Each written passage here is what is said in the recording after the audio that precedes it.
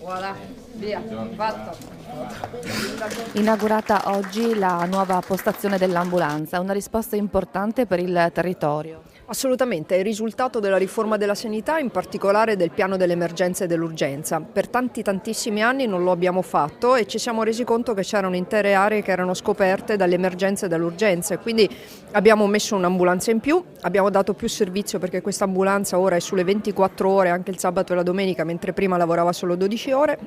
L'abbiamo spostata a San Pietro per coprire proprio la zona delle valli del Natisone. Oggi poi abbiamo fatto anche altre due iniziative importanti di sanità sul territorio grazie alla collaborazione con i cacciatori che hanno acquistato e regalato alle due scuole del territorio 2 defibrillatori ed è un fatto estremamente importante anche perché il defibrillatore ci permette, ovviamente ci auguriamo di non utilizzarlo mai, ma ci permette di salvare delle vite e lo abbiamo fatto anche grazie al corso di formazione che ha organizzato la Direzione della Sanità per 100 persone in tutto questo territorio, quindi un segnale importante anche di coinvolgimento della nostra gente.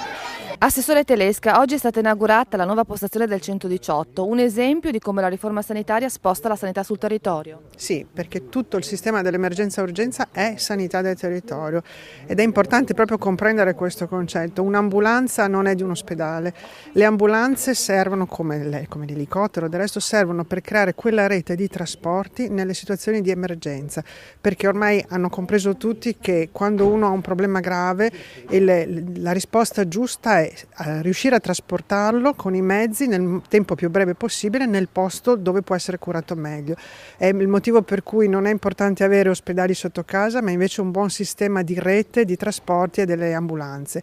Questa ambulanza oggi qui a San Pietro a Natisone ha un significato anche particolare perché dà risposte a un territorio, quello delle valli, che in qualche modo insieme a tutto il territorio del Cividalese ha bisogno di avere una rete più completa di trasporti. Sono state aumentate le ore dell'ambulanza che adesso è 24 ore su 24 e che servirà a tutto il territorio, compreso il Cividalese, e quindi un punto di riferimento di sanità sul territorio importante.